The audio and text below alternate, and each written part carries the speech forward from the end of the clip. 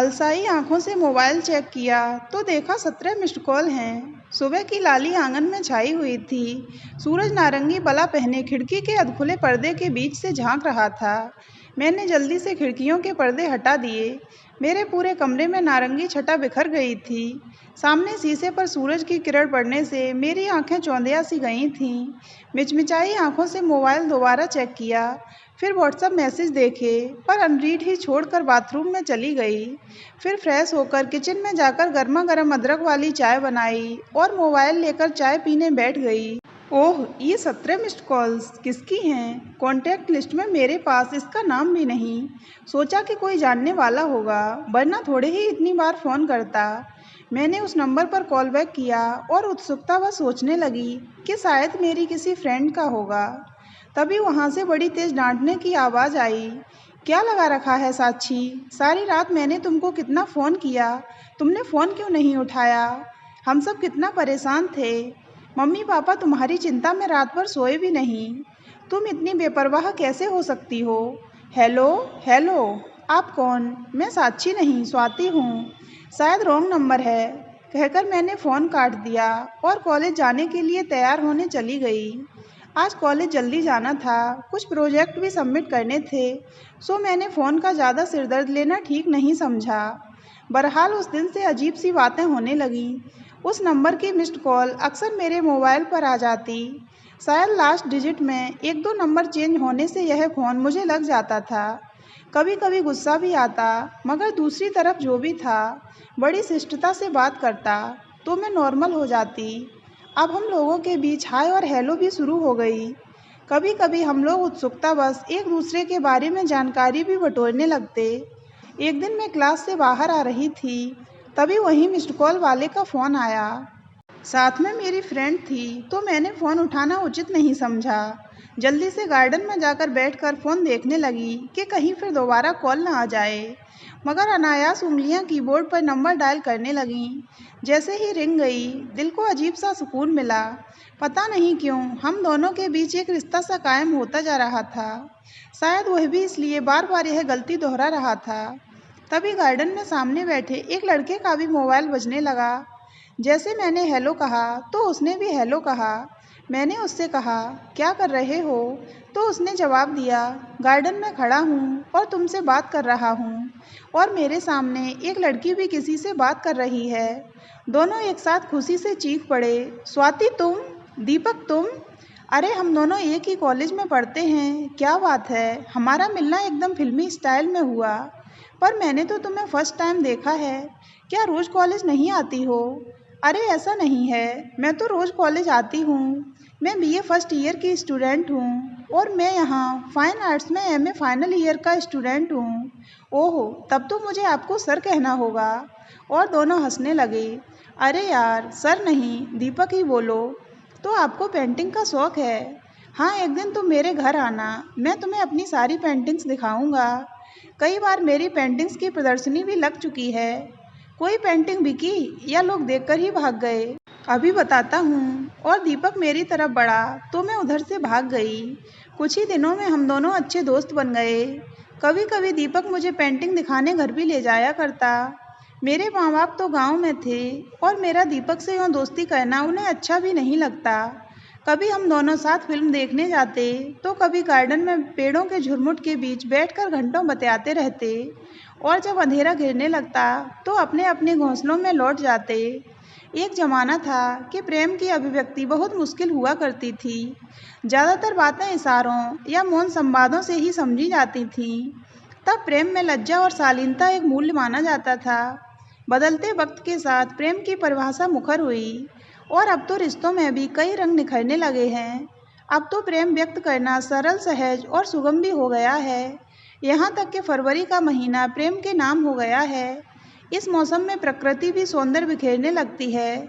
आम की मजरिया, अशोक के फल, लाल कमल, नव मल्लिका और नील कमल खिल उठते हैं। प्रेम का उत्सव चरम पर होता है। कुछ ही दिनों में वैलेंटाइन डे आने वाला था और मैंने सोच लिया था कि दीपक को इस दिन सबसे अच्छा गिफ्ट दूंगी। इस दोस्ती को प्यार में बदलने के लिए इससे अच्छा कोई और दिन नहीं हो सकता। आखिर वह दिन भी आ गया जब प्रकृति की फिजाओं के रोम रोम से प्यार बरस रहा था और हम दोनों ने भी प्यार का इजहार कर दिया। उस दिन दीपक ने मुझसे कहा कि आज ही के दिन मैं तुमसे सगाई भी करना चाहता हूँ। मेरे प्यार को इतनी जल्दी यह मुकाम भी मिल जाएगा, सोचा न था। दीपक ने मेरे माँ बाप को भी राजी कर लिया। न जैसा कहने को कुछ था ही नहीं। दीपक एक अमीर, सुंदर और नौजवान था जो दिन रात तरक्की कर रहा था। आखिर अगले ही महीने हम दोनों की शादी भी हो गई। अपनी शादीशुदा ज़िंदगी से मैं बहुत खुश थी। तभी 4 वर्षों के लिए आर्ट में पीएचडी के लिए लंदन से दीपक को स्कॉलरशिप मिल गई। परिवार में सभी इसका विरोध कर रहे थे, मगर मैंने किसी तरह सबको राजी कर लिया। दिल में एक डर भी था कि कहीं दीपक अपनी शोहरत और पैसे में मुझे भूल न जाए, पर वहाँ जाने में दीपक का भला था। पूरे इंडिया में केवल 4 लड़के ही सिलेक्ट हुए थे, सो अपने दिल पर पत्थर रखकर दीपक को भी राजी कर लिया। बेचारा बहुत दुखी था। मुझे छोड़कर जाने का उसका बिल्कुल भी मन नहीं था, पर ऐसा मौका भी तो बहुत कम लोगों को मिलता है। भीगी आंखों से उसे एयरपोर्ट तक छोड़ने गई। दीपक की आंखों में भी आंसू दिख रहे थे। वह बार बार कहता, स्वाति प्लीज़ एक बार मना कर दो, मैं खुशी खुशी मान जाऊंगा। पता नहीं तुम्हारे बिना कैसे कटेंगे ये 4 साल। मैंने अगले वैलेंटाइन डे पर कितना कुछ सोच रखा था। अब तो फरवरी में आ भी नहीं सकूंगा। मैं उसे बार बार समझाती कि पता नहीं हम लोग कितने वैलेंटाइन डे साथ साथ मनाएंगे। अगर एक बार नहीं मिल सके तो क्या हुआ। खैर, जब तक दीपक आंखों से ओझल नहीं हो गया, मैं वहीं खड़ी रही। अब असली परीक्षा की घड़ी थी। दीपक के बिना न रात कटती न दिन में उससे 4-5 बार फ़ोन पर बात हो जाती। पर जैसे महीने बीतते गए, फ़ोन में कमी आने लगी। जब भी फ़ोन करो हमेशा बिजी ही मिलता। अब तो बात करने तक की फुर्सत नहीं थी उसके पास। कभी भूले भटके फ़ोन आ भी जाता तो कहता कि तुम लोग क्यों परेशान करते हो, यहाँ बहुत काम है, सिर उठाने तक की फुर्सत नहीं है। घर में सभी समझते कि उसके पास काम का बोझ ज़्यादा है, पर मेरा दिल कहीं न कहीं आशंकाओं से घिर जाता। बहरहाल महीने बीतते गए। अगले महीने वैलेंटाइन डे था। मैंने सोचा लंदन पहुंचकर दीपक को सरप्राइज़ दूं। पापा ने मेरे जाने का इंतज़ाम भी कर दिया। मैंने पापा से कहा कि कोई भी दीपक को कुछ न बताए। जब मैं लंदन पहुंची तो दीपक को इस बारे में कुछ भी पता नहीं था। मैं पापा के दोस्त के घर पर रुकी थी। वहाँ मुझे कोई परेशानी न हो, इसलिए अंकल आंटी मेरा बहुत ही ध्यान रखते थे। वैसे भी उनकी कोई संतान नहीं थी, शायद इसलिए भी उन्हें मेरा रुकना अच्छा लगा। उनका मकान लंदन में एक सामान्य इलाके में था। ऊपर एक कमरे में बैठी मैं सोच रही थी कि अभी मैं दीपक को दूर से ही देख कर आ जाऊंगी और वैलेंटाइन डे पर सज धज कर उसके सामने अचानक खड़ी हो जाऊंगी। उस समय दीपक कैसे रिएक्ट करेगा, यह सोचकर शर्म से गाल गुलाबी हो गए और सामने लगे शीशे में अपना चेहरा देखकर मैं मन ही मन मुस्कुरा दी। किसी तरह रात काटी और सुबह सुबह तैयार होकर दीपक को देखने पहुंची। दीपक का घर यहाँ से पास में ही था, सो मुझे ज़्यादा परेशानी नहीं उठानी पड़ी। सामने से दीपक को मैंने देखा कि वह बड़ी सी बिल्डिंग से बाहर निकला और अपनी छोटी सी गाड़ी में बैठकर चला गया। उस समय मेरा मन कितना व्याकुल था। एक बार तो जी में आया कि दौड़कर गले लग जाऊं और पूछूं कि दीपक तुम इतना क्यों बदल गए। आते समय किए बड़े बड़े वादे चंद महीनों में भुला दिए, पर बड़ी मुश्किल से अपने को रोका। तब से मुझ पर मानो नशा सा छा गया। पूरा दिन बेचैनी से कटा। शाम को मैं फिर दीपक के लौटने के समय उसी जगह पहुंच गई। मेरी आंखें हर रुकने वाली गाड़ी में दीपक को ढूंढती। सहसा दीपक की कार पार्किंग में आकर रुकी तो मैं भौचक्की सी दीपक को देखने लगी। तभी दूसरी तरफ से एक लड़की उतरी। वे दोनों एक दूसरे का हाथ पकड़े मंद मंद मुस्कुराते एक दूसरे से बातें करते चले जा रहे थे।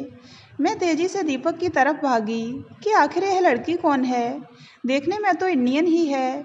पाँव इतनी तेजी से उठ रहे थे कि लगा मैं दौड़ रही हूँ, मगर जब तक वहाँ पहुँची वे दोनों आंखों से ओझल हो गए थे। मैं पागलों सी सड़क पर जा पहुँची। चारों तरफ जगमगाते ढेर सारे मॉल्स और दुकानें थीं। आते समय ये सब कितने अच्छे लग रहे थे, लेकिन अब लग रहा था कि ये सब जहरीले सांप बिच्छू बनकर काटने को दौड़ रहे हों। पागलों की तरह भागती हुई घर वापस आ गई और दरवाज़ा बंद करके बहुत देर तक रोती रही। तो यह था फ़ोन न आने का कारण। मेरे प्यार में ऐसी कौन सी कमी रह गई कि दीपक ने इतना बड़ा धोखा दिया। मैं भी एक होनहार स्टूडेंट थी, मगर दीपक के लिए अपना करियर अधूरा ही छोड़ दिया। मैंने अपने आप को संभाला। दूसरे दिन दीपक के जाने के बाद मैंने उस बिल्डिंग और कॉलेज में खोजबीन शुरू की। इतना तो मैं तुरंत समझ गई कि ये दोनों साथ में रहते हैं, इनकी शादी हो गई या रिलेशनशिप में हैं, यह पता लगाना था। कॉलेज में जाकर पता चला कि यह लड़की दीपक की पेंटिंग्स में काफ़ी हेल्प करती है और इसी की वजह से दीपक की पेंटिंग्स इंटरनेशनल लेवल में सिलेक्ट हुई है। दीपक की प्रदर्शनी अगले महीने फ्रांस में है। उससे पहले ये दोनों शादी कर लेंगे, क्योंकि बिना शादी के यह लड़की उसके साथ फ्रांस नहीं जा सकती। तभी एक प्यारी सी आवाज़ आई। लगा जैसे हजारों सितार एक साथ बज उठे हों। मेरी तंद्रा भंग हुई तो देखा एक लड़की सामने खड़ी थी। आपको कई दिनों से यहाँ भटकते हुए देख रही हूँ। क्या मैं आपकी कुछ मदद कर सकती हूँ? मैंने सिर उठाकर देखा तो उसकी मीठी आवाज़ के सामने मेरी सुंदरता फीकी थी। मैंने देखा सांवली, मोटी और सामान्य सी दिखने वाली लड़की थी। पता नहीं दीपक को इसमें क्या अच्छा लगा। जरूर दीपक इससे अपना काम ही निकलवा रहा होगा। नो थैंक्स, मैंने बड़ी शालीनता से कहा, मगर वह तो पीछे ही पड़ गई। चलो चाय पीते हैं, सामने ही कैंटीन है, उसने प्यार से कहा तो मुझसे रहा नहीं गया। मैं चुपचाप उसके पीछे पीछे चल दी। उसने अपना नाम नीलम बताया। मुझे बड़ी भली लगी। इस थोड़ी देर की मुलाकात में उसने अपने बारे में सब कुछ बता दिया और अपने होने वाले पति का फोटो भी दिखाया। पर उस समय मेरे दिल का क्या हाल था, कोई नहीं समझ सकता था। मानो जिसमें खून की एक बूंद भी न बची हो। पास पास घर होने की वजह से हम अक्सर मिल जाते। वह पता नहीं क्यों मुझसे दोस्ती करने पर तुली हुई थी। शायद यहाँ विदेश में मुझ जैसे इंडियंस में अपनापन पाकर वह सारी खुशियाँ समेटना चाहती थी। एक दिन मैं दोपहर को अपने कमरे में आराम कर रही थी, तभी दरवाजे की घंटी बजी। मैंने ही दरवाज़ा खोला। सामने वह लड़की दीपक के साथ खड़ी थी। स्वाति, मैं अपने होने वाले पति से आपको मिलाने लाई हूँ।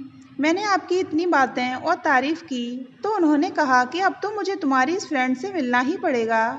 हम दोनों वैलेंटाइन डे के दिन शादी करने जा रहे हैं, आपको इनवाइट करने भी आए हैं। आपको हमारी शादी में ज़रूर आना है। दीपक ने जैसे ही मुझे देखा छिटक कर पीछे हट गया, मानो पाँव जल से गए हों। मगर मैं वैसे ही शांत और निश्चल खड़ी रही। फिर हाथ का इशारा कर बोली, अच्छा ये मिस्टर दीपक हैं, जैसे वह मेरे लिए अपरिचित हों। मैंने दीपक को इतनी इंटेलिजेंट और सुंदर बीवी पाने की बधाइयाँ दीं। दीपक के मुंह पर हवाइयाँ उड़ रही थीं। लज्जा और ग्लानि से उसके चेहरे पर कई रंग आ जा रहे थे। यह बात वह जानता था कि एक दिन सारी बातें स्वाति को बतानी पड़ेंगी, मगर वह इस तरह अचानक मिल जाएगी, इसका उसे अंदाज़ा नहीं था। उसने सब सोच रखा था कि स्वाति से कैसे कैसे बात करनी है। आरोपों का उत्तर भी सोच रखा था, पर सारी तैयारी धरी की धरी रह गई। नीलम ने बड़ी शालीनता से मेरा परिचय दीपक से कराया। बोली, दीपक ये है स्वाति, इनका पति इन्हें छोड़कर कहीं चला गया है। बेचारी उसी को ढूंढती हुई यहाँ आ पहुँची।